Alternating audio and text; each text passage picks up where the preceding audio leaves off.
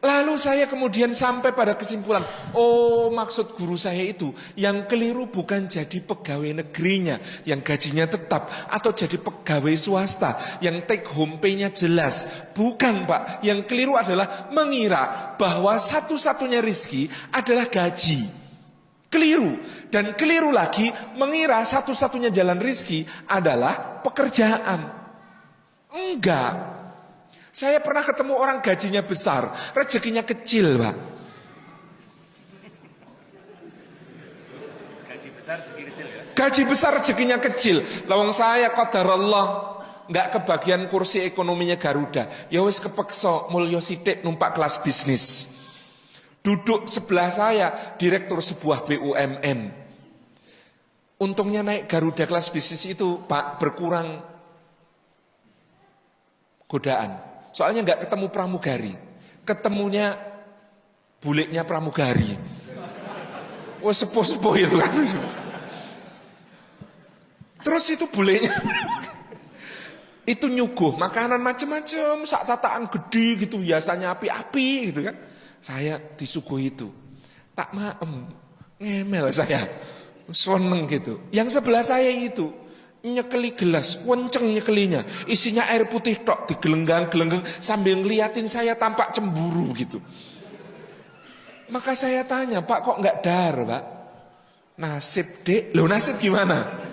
Dulu waktu muda tuh saya pengen makan enak, nggak kuat beli. Lah sekarang kuat beli nggak boleh sama dokter. Mau makan gurih, kata dokter, jangan Pak, kolesterolnya. Mau makan manis, kata dokter, jangan Pak, diabetesnya. Mau makan asin, kata dokter, jangan Pak, hipertensinya. Mau makan kacang saja, kata dokter, jangan Pak, asam uratnya. Dan terus dia ngeliatin saya gitu. Saya waktu itu merasa sangat kaya raya, Pak. Rezeki itu bukan soal apa yang bisa dibeli. Apalagi duitnya berapa, gajinya berapa. Banyak orang gajinya besar, rezekinya kecil. Dan banyak orang gajinya kecil, rezekinya kecil.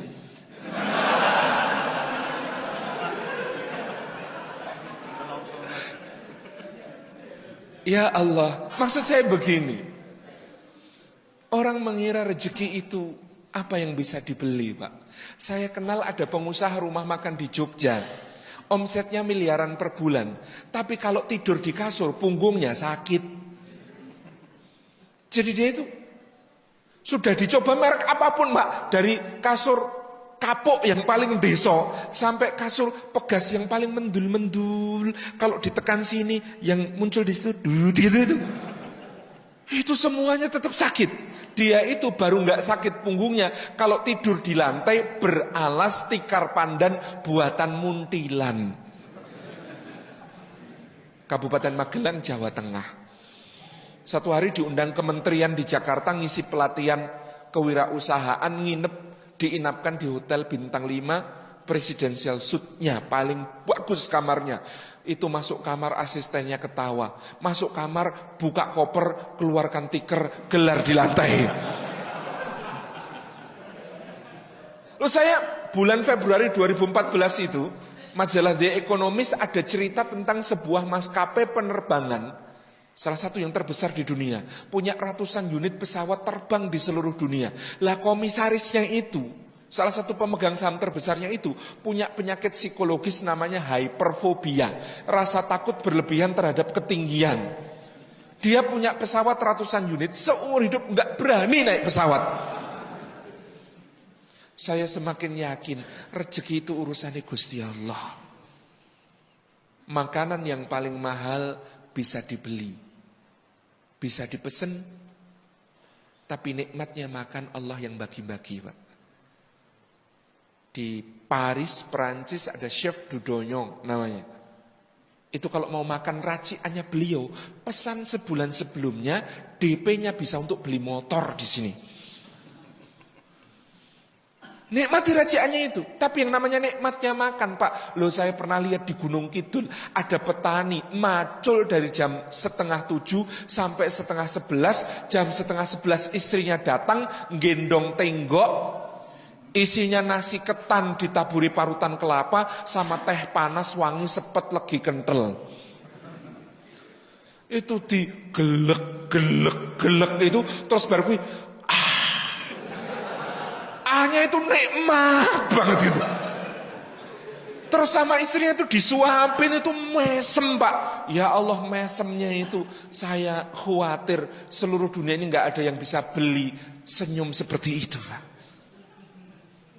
Tuh nikmatnya tidur itu Allah yang bagi Pak. Meskipun kamar hotel termahal dengan kasur paling empuk, layanan servis paling premium ditawarkan hotel Burj Al Arab di Dubai yang mengaku bintang 7 satu-satunya di dunia. Padahal di Indonesia banyak bintang 7. Punya obat sakit kepala. Itu di sana, Masya Allah. Kayak apa layanannya? Oh saya pernah ke sana Pak. Takon. Gak nginep. Nginep gak iso turu. Mikir bayar gua apa. Ya Allah. Itu bayarnya Pak. Bayar sekamar di Burj Al Arab itu. Yang suite paling mahal itu. Yang artis Hollywood rebutan nginep di situ karena prestis itu. Itu di sini bisa untuk membangun rumah Pak. Harga sewa semalamnya itu. Tapi nikmatnya tidur Allah yang bagi-bagi. Lah anak pemulung di Jakarta itu loh. Naik gerobak bapaknya, alasnya karton kerdus, selimutnya koran, bantalnya kayu. Wah itu nyenyaknya luar biasa, dibangunin susah. Ya Allah, rizki. Rezeki itu bukan duit Pak. Ya Allah, ada orang punya banyak duit tapi enggak rezekinya Pak. Bekerja keras membanting tulang sampai linu-linu, memeras keringat sampai kering badannya gitu ya. Sampai umur 63 tahun di depositonya kumpul 10 triliun.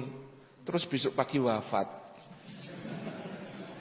Lah terus 10 triliun itu hasil kerjaannya nyapek-nyapek ke badan itu rezekinya siapa Pak?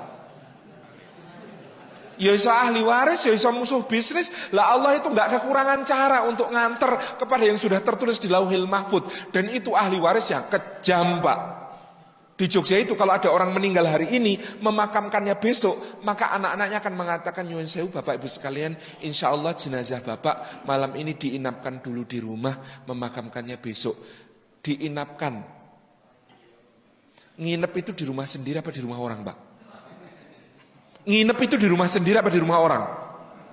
Di rumah orang nggak ada. Saya nginep di rumah saya sendiri nggak ada.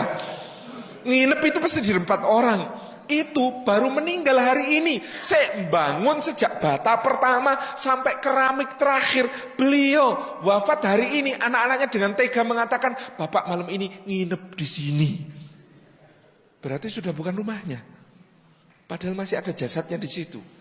Hak miliknya sudah dicabut sama anak-anaknya.